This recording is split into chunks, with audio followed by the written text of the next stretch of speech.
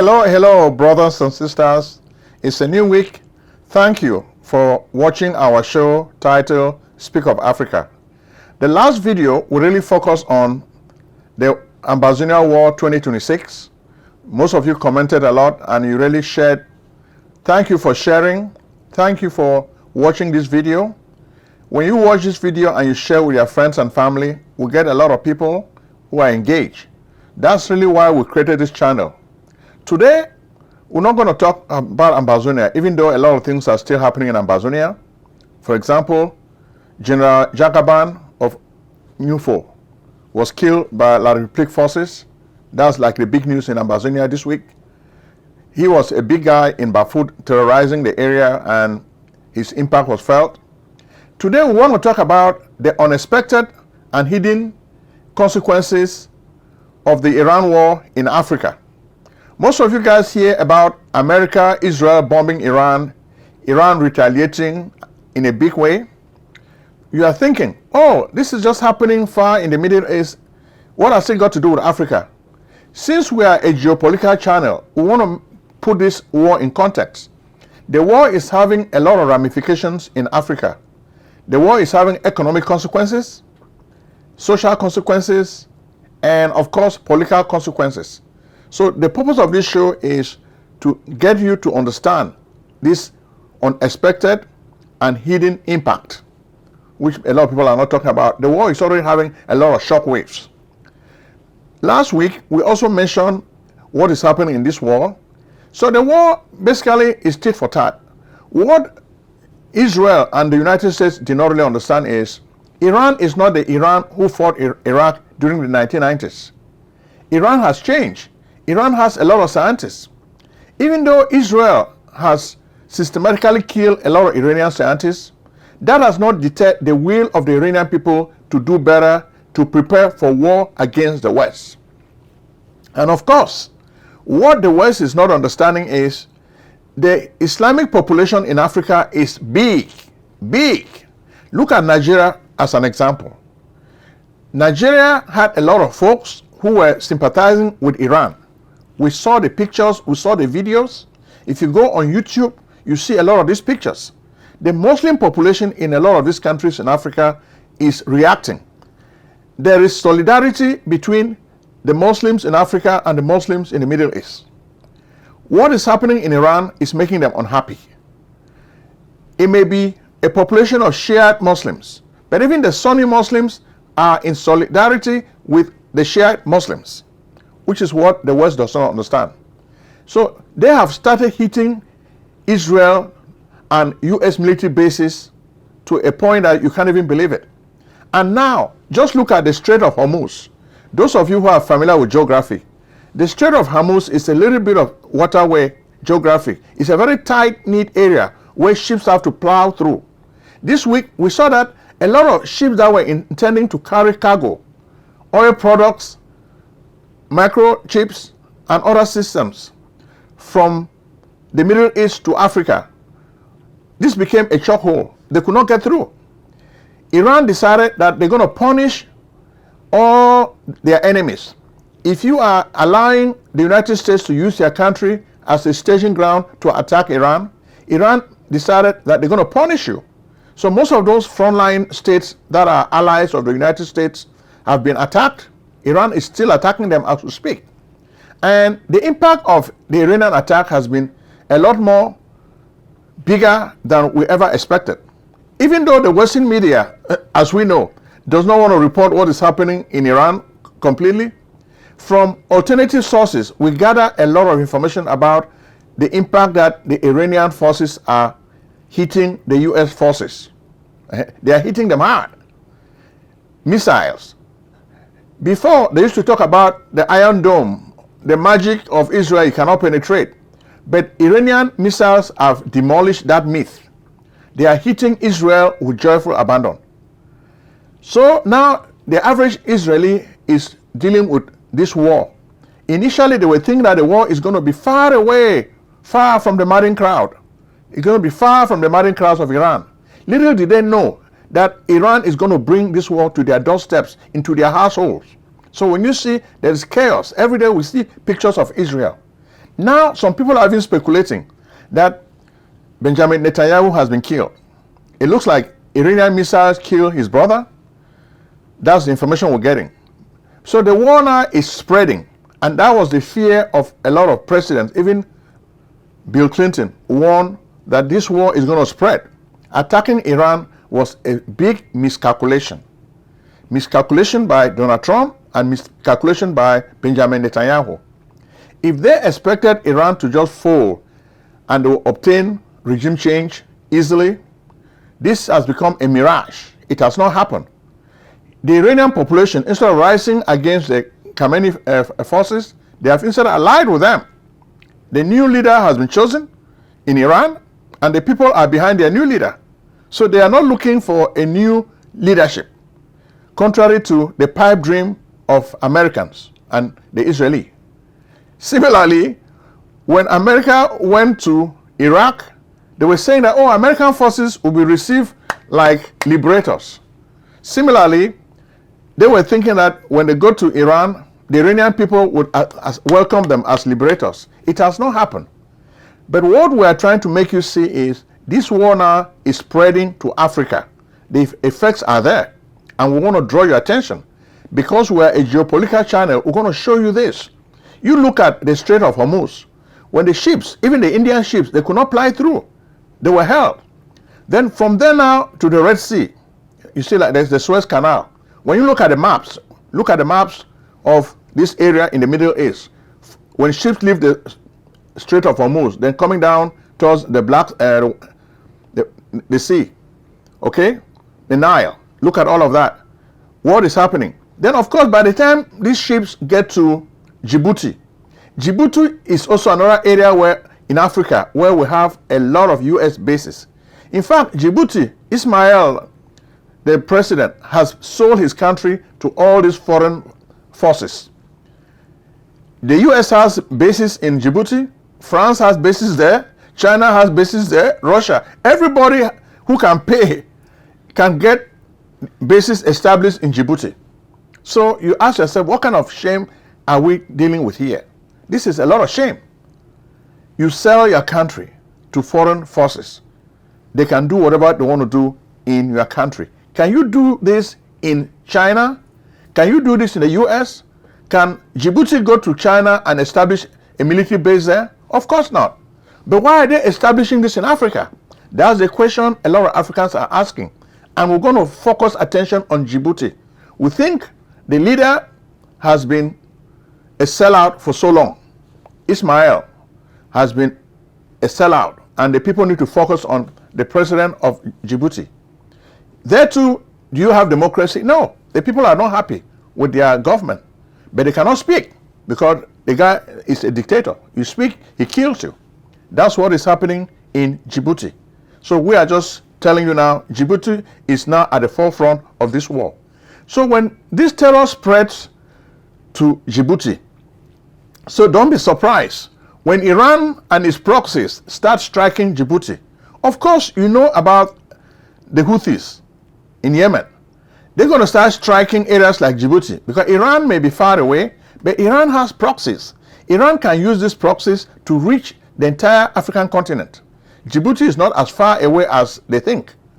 Iranian proxies can get there, and they're going to attack it. So terrorism is also the impact that we're going to see in Djibouti. We like to bring these forces so that you see how things are playing out in this part of the world. Nigeria also is another area where you see the consequences. Of course, Nigeria has a very large Islamic population, and jihadist activity has been rife in Nigeria. We've been following this up, and we've been sharing this news with you every week on this show. This week, we saw President Bola Tinubu in Britain celebrating, right? Official visit. Meanwhile, we also saw pictures of the same Bola Tinubu, the Jagaban, only thinking about 2027, re-election 2027. In preparation, he's already opening his purse, buying a lot of rice for the poor people of Nigeria. Of course, Maslow talks about the hierarchy of needs. The people's basic need is food and shelter. They want to satisfy this need first. They are not thinking about self-actualization. Some people keep asking me, Prince Ojong, why are the people worrying about rice and beans that Bola Tinubu is buying and giving to them? Because that's the main need that they have. They are craving for this. And Bola Tinubu is satisfying this need. Actualization is a very high level need. So they've not gotten to that level yet. According to Maslow, people satisfy their basic needs for shelter and food first before they start looking at self-actualization. Which is why you see now in Nigeria, Bola Tinubu is taking advantage of the hunger of his people to feed them with rice, bags of rice, a lot of it. So you can see the campaign has started. By doing this, Bola Tinubu is going to win the minds of Nigerians. Nigeria may not really be hit with the oil impact the way other African countries will. In fact, countries like Nigeria, Angola, Libya, they are not going to feel the shock of this Iranian war the way other countries in Africa will, because they produce a lot of oil. But even those countries that produce oil depend on fertilizer from the Middle East, microchips, and other high-tech products. So they're still going to feel this impact. Then, of course, the currencies. You know, Nigeria has the Naira. So the Naira is also going to be impacted by this war in Iran. So if the shock waves are there, Nigeria doesn't have the shock absorbers to absorb all of this. So it is feeling the impact already. When you look at the inflation, it is spiraling in the country. What is going to happen? Well, the insecurity continues. We've told you that Nigeria has a big Islamic population. Even this week, you can see news of terrorism taking place in Nigeria as a result of this crisis in Iran. So, as we can show you, the crisis in Iran is not closeted in the Middle East. It is spreading to Africa. Africa is already feeling the impact of this crisis. Then what about Cameroon? Well, the Republic of Cameroon is not very far from Nigeria.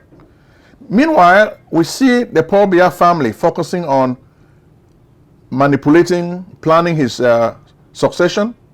But this succession is going to fail because a lot of tension is already in the country. People are just afraid of Paul Biya. They just want him to cover his eyes before they will know what to do. But business continues as usual. SGS. You have news of SGS, a multinational corporation that operates from Switzerland, is doing business at the port of Douala. You've heard of the scandal. This company is supposed to be scanning goods as they come in, but sometimes some weapons get through. How? Because of corruption. People ask, well, how were these weapons able to get through without any scanning, even though you have scanners at the Douala seaport? Because Cameroon is corrupt. Somebody will pay somebody to allow these weapons to pass through. So this has been a thorn in the flesh of the government. They're talking about it and they're knocking heads. While Biya is sleeping, they keep knocking heads.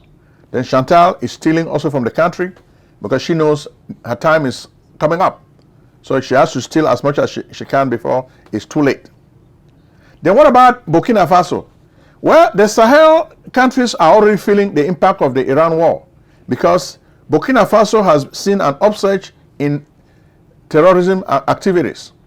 In fact, their Islamic jihadists have been killing over 38 people in that part of the world. So the Sahel is in high tension. There's a lot of chaos. Peace is not there yet. As much as we like what Ibrahim Traore is doing, there is no peace in Burkina Faso. He's trying his best, but there is no peace yet that has come to Burkina Faso. Things continue happening, and we keep watching, and we keep informing you so that you know what is happening in this part of the world. What about Ivory Coast? Well, Ivory Coast also has felt the impact of terrorist activity. Ivory Coast also, as we've told you, is a former French colony, but it still behaves like a French puppet because their independence is a name only. It's not real independence. Ivory Coast tries to do France's bidding in that part of the world. So as you can see, countries like Burkina Faso, Mali, Niger are enemies of Ivory Coast because Alassane Ouattara is a French puppet. So he does what the French people want him to do. So he doesn't want the independent movement of the Sahel states to win over the hearts and minds of the people. So they want to kill this dream of the African people. So when they do this, how are things going to turn out? Which is why the people in Ivory Coast are telling you things are no longer at ease. War is coming. War is coming, and terror is there. Terrorism is real. Then what about South Africa? Well, South Africa may not have a big Muslim population, but because of historical ties, South Africa is feeling the pain of the Arabs. South Africa is feeling the pains of the Islamic folks in Iran. And the people are marching in support of the people who come from Iran. So Iran has some support.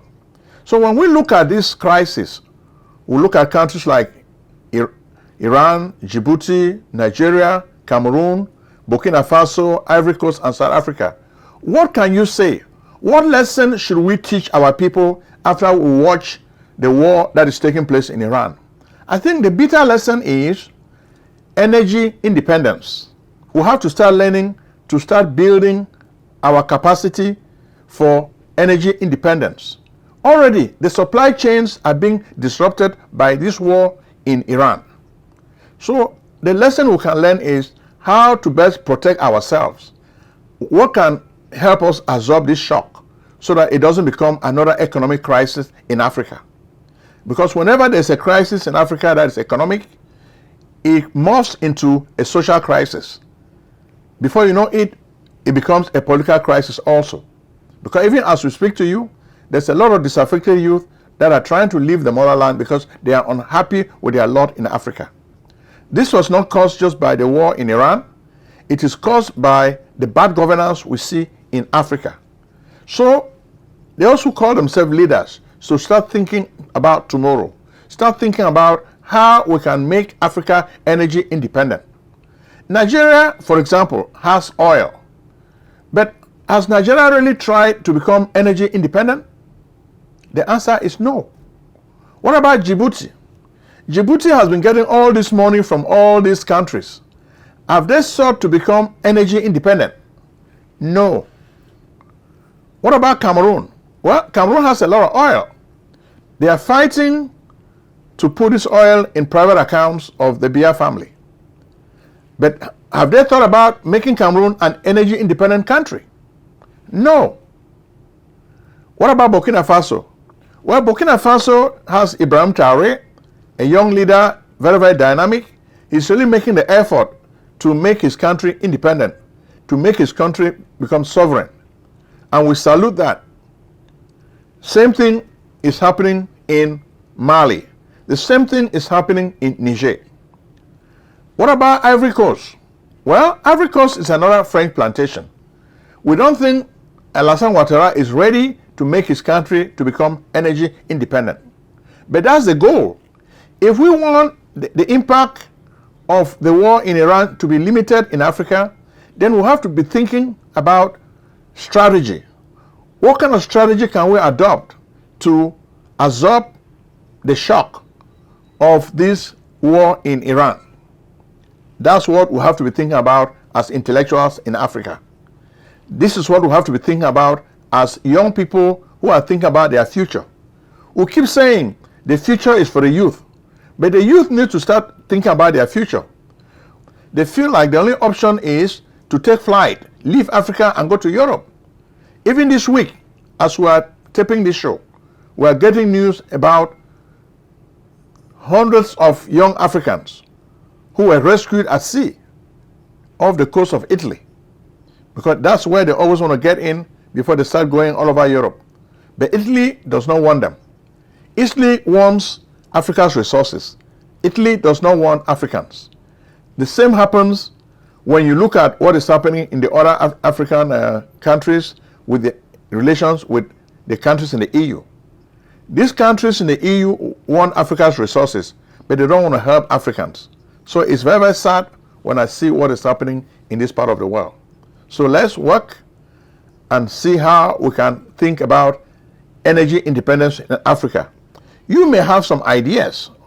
Can you contribute ideas to help Africa become energy independent? Our leaders are stupid, but we must not let them wallow in their stupidity. Let's come up with brilliant ideas that we can table so that we'll start circulating these ideas among the young people. Eventually, we may be able to get to a critical mass. Then we'll start having them use these ideas. It's just like Project 2025 in the United States. This was the project that launched Donald Trump's re-election. We need to have our own African Project 2025. Okay? Because this is how we can really build the new Africa. If we can do this, it will be positive and we'll be able to think about a brighter future for Africa.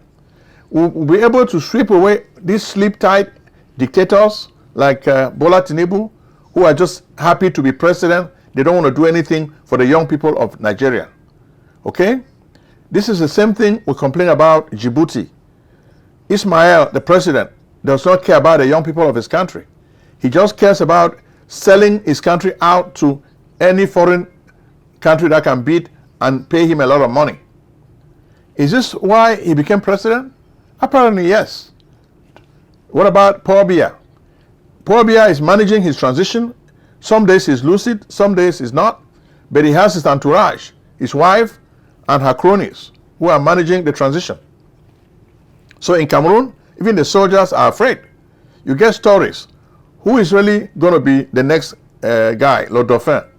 Nobody knows, because Biya has been giving the impression that he's going to have a vice president, he's going to change the constitution at the last minute. But the Issa Chiroma factor remains. We understand from Jeune Afrique that Issa Chiroma is writing his autobiography. He was supposed to have written it to come out in 2025, but because of some political considerations, he decided to hold tight. But now he's ready to write this stuff. So what does this augur for peace in Cameroon, for the future of Cameroon? Is this Issa Chiroma going to remain a factor in Cameroon politics? Or is he going to fade away or dry up like a raisin in the sun? Those are questions that inquiring minds are asking, and we need to address these questions. We need to look at the future of democracy. Democracy is failing in Africa, as we have seen. If it were not failing, then the leaders will not be able to just change constitution whenever they want. They will not be able to chase the opposition out the way Yoweri Museveni of Uganda has been chasing Bobi Wine. Bobi Wine, as we speak, is no longer in the country. He ran away from the country because of threats from Yoweri Museveni's army and his dogs. So this is what Africa is dealing with now. So we tell you, contribute what you can to this narrative. We're talking about the unintended, unexpected, and hidden consequences of the Iran war. High prices for a lot of stuff, that's the fate of Africans. They have to pay a high price. The inflation is there. Things are expensive. Even in Nigeria, same thing.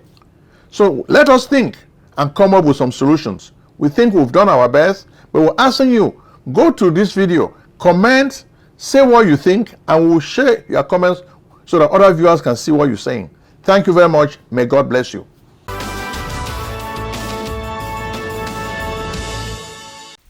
Selling a service or a product? Need buyers? Use the African Nation TV as a channel to reach many viewers. Act now and call Prince Ojong at 240-350-1131. That's 240-350-1131. Act today.